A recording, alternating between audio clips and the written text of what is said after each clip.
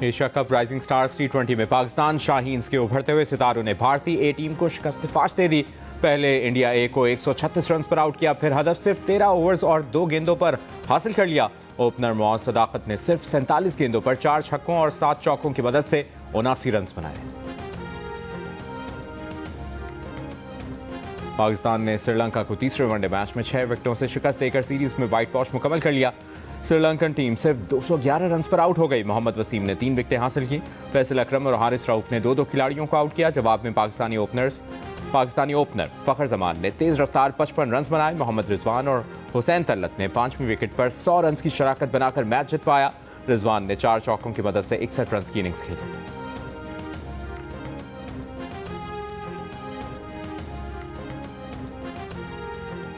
اردن کے شاہ عبداللہ دوم کا ٹلہ فائرنگ رینج کا دورہ، مشترکہ فائر پاور سمیت ملٹی ڈومین آپریشنز، ڈرونز کے استعمال اور زمینی کارروائی کی مشقیں دیکھیں۔ شاہ عبداللہ نے پاکستانی فورسز کی تربیت، پیشہ ورانہ صلاحیت اور فضائی عملے کی تیاری کو سراہا۔ وزیراعظم شہباز شریف نے کہا کہ شاہ عبداللہ کا دورہ امن اور ترقی کی مشترکہ خواہش کا عکاس ہے۔ ایوان صدر میں صدر آصف علی زرداری نے شاہ عبداللہ کو اعلیٰ ترین سول ایوارڈ دیا، جبکہ شاہ عبداللہ نے بھی صدر آصف علی زرداری کو اردن کا اعلیٰ ترین اعزاز عطا کیا۔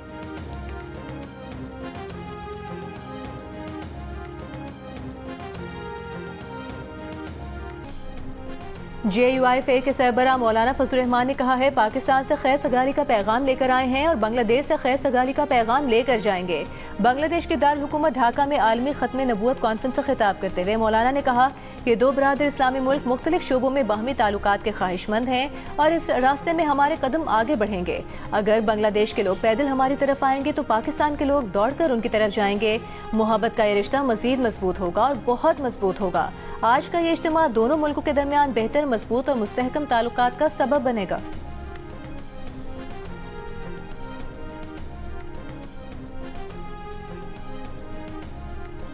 وزیر اعظم آزاد کشمیر کے خلاف پیپلز پارٹی کی تحریک عدم اعتماد پر رائے شماری کل ہونے کا امکان۔ پیپلز پارٹی کا فیصل راٹھور کی وزارت عظمیٰ کے لیے 35 سے زائد ووٹوں کی حمایت کا دعویٰ۔ Chairman Peoples Party Bilawal Bhutto Zardari سے آزاد کشمیر کے نامزد وزیر اعظم فیصل ممتاز راٹھور کی زرداری ہاؤس اسلام آباد میں ملاقات۔ بلاول بھٹو زرداری نے کہا کہ آزاد کشمیر کے عوام کے مسائل حل کرنا آپ کی ذمہ داری ہے۔ عوامی سطح پر رابطوں کو مزید بڑھائیں تاکہ عوامی مسائل سے آگاہ رہیں۔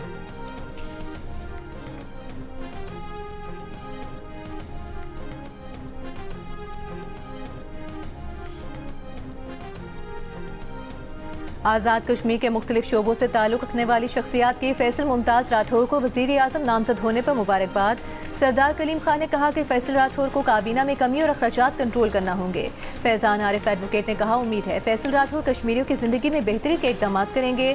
کشمیری تاجر راجہ آفتاب اصغر نے امید ظاہر کی کہ عوامی مسائل کے حل کے لیے ترجیحی بنیادوں پر اقدامات کریں گے۔ سابق صدر Azad Kashmir chamber of commerce Faisal Manzoor نے یقین ظاہر کیا کہ فیصل راٹھور سیاسی جماعتوں کے ساتھ مل کر کام کریں گے۔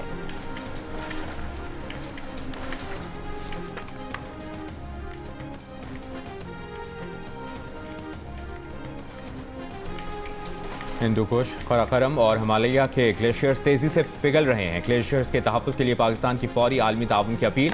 COP30 کانفرنس سے خطاب میں وفاقی وزیر موسمیاتی تبدیلی ڈاکٹر مصدق ملک نے کہا کہ گلیشیئرز تیزی سے سکڑنے کے باعث پاکستان کی آبی سلامتی خطرے میں ہے۔ پہاڑی بستیاں آفات کی فرنٹ لائن پر کھڑی ہیں۔ دریائے سندھ کا بہاؤ بدلنے سے کروڑوں افراد خطرے میں ہیں۔ موسمیاتی تبدیلی سے متاثرہ ممالک کے تحفظ کے لیے عالمی برادری کو آگے آنا چاہیے۔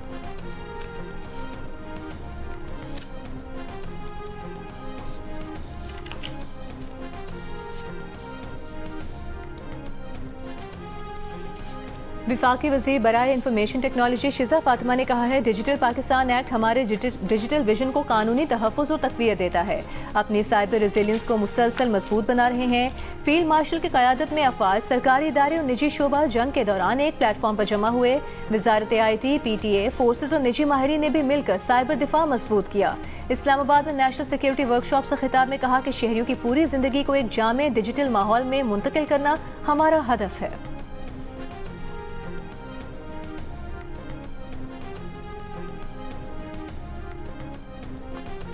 وزیر مملکت خزانہ اور ریلوے بلال اظہر کیانی اسلام آباد جوڈیشل کمپلیکس پر دہشت گرد حملے میں شہید سجاد حسین شاہ کی صاحبزادی کے گھر گئے. شہید کے اہل خانہ سے تعزیت اور فاتح خوانی کی. بلال اظہر کیانی نے وزیر اعظم شہباز شریف کی طرف سے اہل خانہ کو تعزیت کا پیغام پہنچایا. اہل خانہ کو بتایا کہ وزیر اعظم شہباز شریف کی ہدایت پر دیگر شہداء کی طرح سجاد حسین شاہ کے اہل خانہ کو بھی شہید پیکج ملے گا. وزیر مملکت بلال اظہر کیانی نے ضلع انتظامیہ اور پولیس کو شہید کے اہل خانہ سے مکمل تعاون کی ہدایت کی.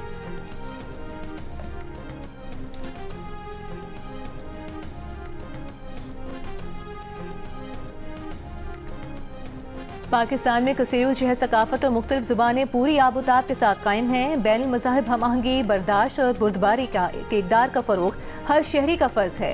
وزیر اعظم شہباز شریف کا عالمی یوم برداشت اور یوم رواداری کے فروغ پر قوم کو اتحاد اور ہم آہنگی کا پیغام.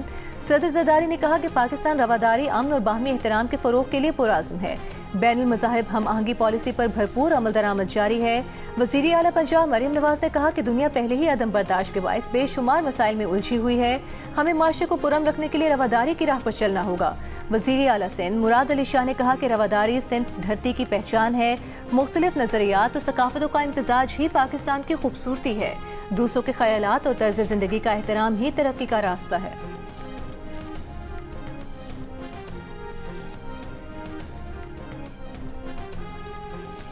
تحریک انصاف کے رہنما رؤوف حسن نے کہا ہے کہ دین کے گمراہ ٹولے کی بے وفائی اور غداری سے پوری قوم آگاہ ہے. یہ سب کو پوری طرح یاد بھی ہے. آج یہ سب سیاسی جنازے بن چکے ہیں جو کشکول لیے پی ٹی آئی کے در پر بیٹھ کر بھیک مانگ رہے ہیں. پارٹی میں ان لوگوں کے لیے کوئی گنجائش نہیں. ان کا انجام طے ہو چکا. رؤوف حسن نے فواد چوہدری، عمران اسماعیل اور محمود مولوی کی ویڈیو بھی سوشل میڈیا پر شیئر کی. تینوں افراد نے کچھ دن پہلے شاہ محمود قریشی سے PKLI لاہور میں ملاقات کی.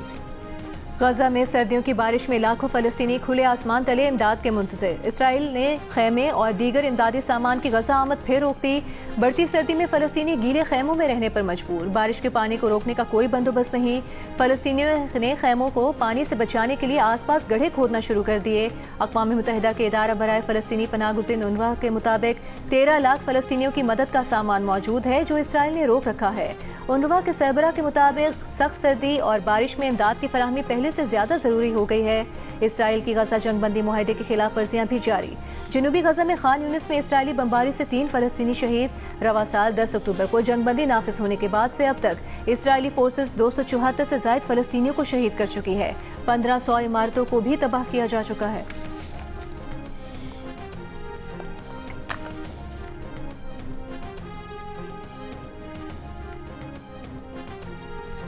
اقوام متحدہ سلامتی کونسل میں صدر ٹرمپ کے غزہ منصوبے کی حمایت میں پیش کی جانے والی قرارداد پر اسرائیلی انتہا پسند وزراء کا تحفظات کا اظہار.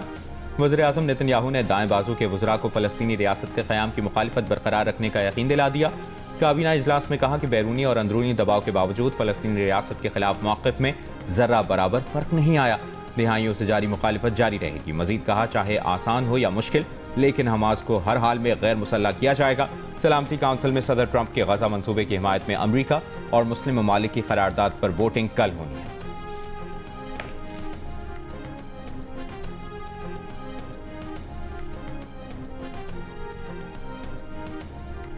بھارتی chief of defence staff Anil Chauhan کا بھارتی دفاعی صنعت پر عدم اعتماد کا اظہار. کہا ہم آپ کی منافع کمانے کی کوششوں میں کچھ قومیت اور حب الوطنی کی توقع رکھتے ہیں. دفاعی صنعت کا معاہدہ کر کے بروقت ڈیلیور نہ کرنا صنعتی صلاحیت کے لیے نقصان کا باعث ہے. آپ کو مقامی صلاحیت کے بارے میں سچ بولنا ہوگا کیونکہ اس کا تعلق قومی سلامتی سے ہے. بہت سی بھارتی کمپنیاں کہتی ہیں کہ ان کی مصنوعات 70% مقامی ہیں مگر یہ سچ نہیں. دفاعی اصلاحات یک طرفہ عمل نہیں. صنعت کو صلاحیت کے بارے میں سچ بولنا ہوگا.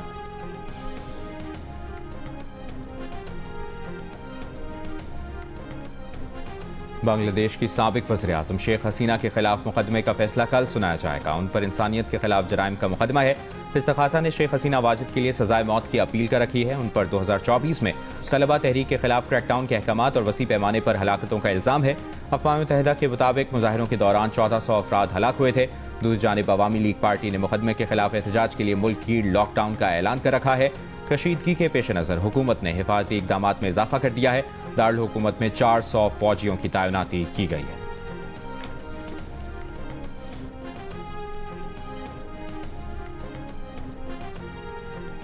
اور فیلڈ مارشل عاصم منیر کا کہنا ہے کہ جنگ مسلط کرنے والوں کو ویسا ہی جواب دیں گے جیسا مئی میں دیا تھا. بھارت کے خلاف جنگ میں اللہ نے پاکستان کو سربلند کیا۔ فیلڈ مارشل نے کہا کہ وہ اللہ کے حکم اور اس کے فرمان کے مطابق اپنے فرائض انجام دیتے ہیں۔ ہمارے سپاہی اللہ کے نام پر لڑتے ہیں۔ پاکستان نے دشمن کو دھول چٹائی۔